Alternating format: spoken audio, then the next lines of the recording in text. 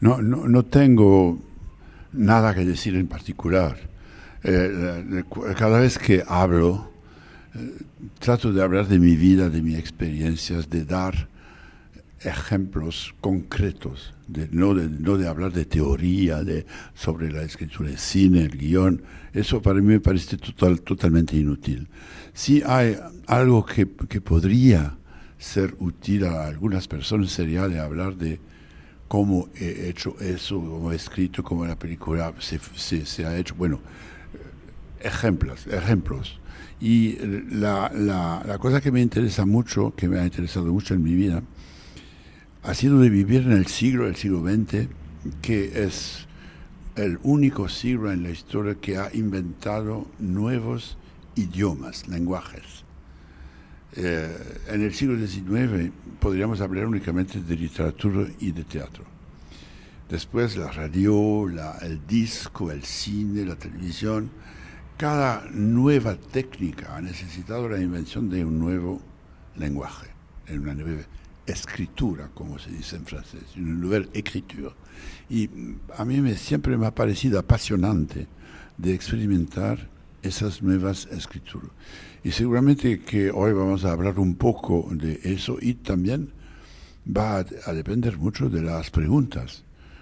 Seguramente en España hablaremos de Buñuel, hablaremos de José Bergamín, de hombres quizás de Fernando Rey, de Paco Rabanne, que todos han sido amigos muy cercanos, muy fieles, que han tenido un papel muy importante en mi vida.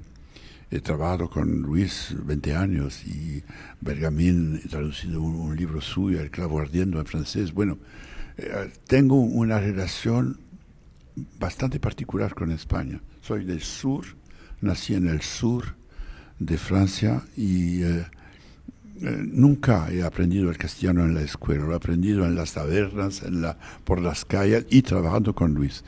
Pero tiene con España una relación, creo, un poco particular. Y quizás hablaremos también de esto. Eso ha sido una sorpresa para mí porque la primera vez en mi vida un director bastante bueno, Juan Rulfo Carlos Rulfo, es el mejor autor de documentales en México, creo. Lo que vi de su trabajo me encantó. Me ha propuesto un día de hacer una película sobre mí, sobre un guionista. Eso me ha parecido muy extraño, muy inesperado, ¿no? Usualmente se hacen películas a partir de mis guiones y aquí soy en el centro de la película, que no me gusta mucho de verme y de oír a mi voz, tampoco. Creo que no le gusta a nadie de oír a su voz. Pero por la primera vez de mi vida he tenido que eh, olvidar la presencia de una cámara, como aquí, y la cámara de Juan Carlos es muy hábil, muy extraordinaria, se hace invisible. Y de hablar, de ir con él y con un pequeño equipo mexicano en 7 países, incluido Toledo en España, y tratando cada vez países que han tenido un papel en mi vida, claro, no cualquier país. Y cada vez de decir algo como si hablar a mis hijas o a gente bastante familiar. Y bueno, es un desafío, ¿no? Es una cosa que es como, yo, yo digo que es una película retrato, pero este retrato, espero que es un retrato que va a interesar a otras personas, que no es a propósito de mí, sino de las cosas que he conocido, de los países donde he vivido, la India, México, Nueva York, París, Toledo, y las peregrinaciones con Buñuel en Toledo, y mi pueblo, en el sur de Francia, donde nací y donde voy hoy 2 o 3 veces al año. Bueno, creo que podría ser un nuevo tipo de película que no está contando una historia, no es la historia de mi vida de ninguna manera, que sería muy aburrido, y también no está un reportaje sobre alguien. Es una construcción poco a poco en varios lugares de un espejo que podría ser el espejo de una vida. Pero a través de esta vida tratar de decir, de enseñar, de contar. Hay historias que se cuentan en la película interesantes para otras personas. Ojalá. Se llama, el título, Carrière 250 metros, es una idea de Juan Carlos. Porque la casa donde nací, en mi pueblo, está localizada a 250 metros del cementerio, donde voy a acabar lo que se llama una vida, ¿no? Y esos 250 metros es como un resumen de mi vida, como si cada metro de ese pequeño camino que va de mi casa al cementerio tenía mucho que decir en un metro. Es una idea que me gustó mucho de Juan Carlos, no es una idea mía. Es una película sobre un guionista, pero donde un autor en general también de teatro, pero donde el guionista no ha escrito el guión. Es un guión escrito por la vida misma. No podemos olvidar que hemos vivido todo. Y a mi edad, más de 80 años, he vivido mucho.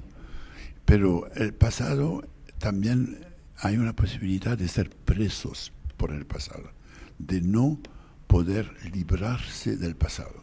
El pasado es importante, no podemos olvidarlo, no podemos echarlo a la basura, claro que no, pero también necesitamos vivir ahora. Estamos de edades diferentes, pero estamos viviendo en el mismo momento, respirando el mismo aire hoy en Madrid.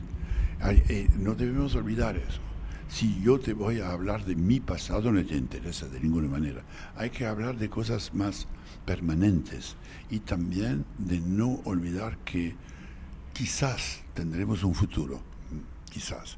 Y el pasado es un lugar que ha tenido su existencia, es muy importante para cada uno de nosotros, pero también podría ser una cárcel. Tiene algo viejo, en París tiene un encanto increíble para mí. Cuando llegué a París tenía 13 años, era al final de la guerra, antes de la paz, en el mes de abril de 45, y París después me ha recibido como un príncipe, ¿no? La posibilidad para un campesino, yo soy de una familia muy humilde, bastante pobre en el sur de Francia, la posibilidad para mí de tener obras de teatro en los teatros de París, de hacer películas, de tener libros publicados en París, para mí era como un sueño imposible, ¿no? Tengo una gratitud enorme a París, pero bueno, hay otros lugares en el mundo, y también en Francia también, pero soy más ¿cómo se podría decir? Soy más un heterocultural que un homocultural. La cultura francesa seguramente me interesa, la conozco bastante bien, pero estoy atraído por las otras culturas hispánicas, indiana, japonesa, mucho más que por la mía propia. Eso es desde mi infancia, desde el momento cuando era un chico soñando de conocer el resto del mundo y viendo únicamente algunas montañas, selvas y un río, era todo. Hemos trabajado 20 años, trabajando 19 años, hemos escrito 6 películas y un libro, Mi último suspiro.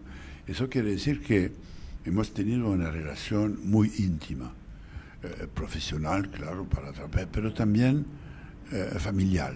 Estoy amigo con Diego Buñuel, su nieto, y toda su familia, y con Juan Luis y Rafael y todos. Para mí era, cuando hemos empezado a trabajar aquí en Madrid, el año 63, sobre el guión de Diario de una camarera, yo tenía 31 años y había hecho muy poco. Y me está enfrentando uno de los maestros del cine, muy emocionante, ¿no? No me atrevía a decir no. Y un día me me dijo Benuel que sí. Sí tenemos que colaborar los dos. Tú debes decir no de vez en cuando, que mis ideas no son buenas. Era una lección maravillosa de un hombre muy conocido, muy famoso, aún incipiente, aún debutante. En el mes de mayo 68, que ha sido un mes inolvidable, claro, en París, me encontraba con Luis en París y con Miloš Forman. Con Luis estábamos preparando la Vía Láctea, ya estaba terminado el guión. Con Miloš solíamos tratar de escribir un guión sobre los hippies en Nueva York. Y Miloš y Buñuel se encontraron y era un sentimiento extraordinario de ver un hombre, un español, en el tiempo del franquismo, y un hombre que venía de un país dicho socialista, la Checoslovaquia, que no podían entender lo que pasaba en París. Miloš siempre me preguntaba ¿por qué están haciendo tantos esfuerzos para levantar la bandeja roja? No tenemos tanta pena a bajarla. No podían entender. Carlos Saura también, que tenía una película en el Festival de Cannes 68. Y para mí era muy, muy interesante de ver ¿cómo se puede decir? Los eventos, como se llaman, del mayo 68, con amigos extranjeros. Sus ojos eran muy, muy diferentes de míos. La juventud actual la conozco un poco, claro, trabajo ahora con directores mucho más jóvenes que yo. Yo siento una cierta inquietud. Vivimos un periodo muy tranquilo, muy pacífico, comparado a lo que hemos conocido en el tiempo de la Segunda Guerra Mundial. No se puede comparar. A pesar de la crisis y de la inflación, de todo lo que sabemos, de los indignados, eso no es nada comparado a lo que hemos conocido de mi generación. Pero hay una inquietud latente, hay algo así que tiene que ver con la sobrepoblación, con la amenaza ecológica que tendríamos que solver antes de ser en la obligación de solverla, entiende lo que quiere decir. Y eso lo siento en muchas de mis conversaciones, de mis charlas con los jóvenes. Tengo mucha relación porque he creado la Escuela de Cine en París, de televisión, la FEMIS. Trabajo ahora con directores que tienen 30, 35 años, que vienen para trabajar con un viejo, tanto mejor, pero eso siente algo que no se puede precisar lo que es, una inquietud, yo diría, que bueno, seguramente no veré lo que va a pasar. Siempre el futuro es inesperado, si no, no sería el futuro. Creo que eso ocurre a todos los autores. Tenemos obras que son fracasadas, que no hemos podido terminar, acabar, por varias razones. Algunas veces por razones de producción, falta de dinero, falta de decisión, y aquí tengo sí como 30, 40 obras que están aquí. No sé lo que va a pasar con ellas, seguramente nada. Cuando después de mi muerte mis herederos van seguramente a echarlos a la basura. Quizás, no sé si hay 2 o 3 o 4 historias que sí me dan un poco de tristeza, porque lo siento un poco. Creo que tenían algo interesante. Otras que no son terminadas, no son acabadas, no puedo decir lo que... algunas que no tengo ningún sentimiento. Bueno, ya no sé de qué se trata en ellas. Pero bueno, creo que eso ocurre a todos, no solamente a los autores. Creo que dejamos todos al final de nuestra vida cosas que no son acabadas, que no se pueden acabar, y tanto mejor. Yo soy un ateo tranquilo, totalmente seguro, pero no soy un ateo polemista. de ninguna manera. Y toda mi vida he sido muy interesado en la historia de las religiones, porque nos dicen mucho, no sobre Dios, porque Dios no existe, pero sobre nosotros, sobre lo que nos falta, sobre los deseos. No dicen mucho, no dicen, de una cierta manera, no dicen más que los libros de filosofía o de política. Y eso para mí me interesa mucho. Una película como La Vía Láctea, por ejemplo, que hemos escrito con Buñuel, es única en la historia del cine. No hay otra sobre la historia de las herejías del cristianismo, ¿no?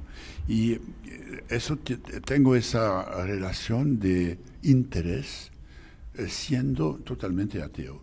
Por ejemplo, y a mí me parece que solos los ateos pueden hablar bien de la religión sin tratar de pelearse.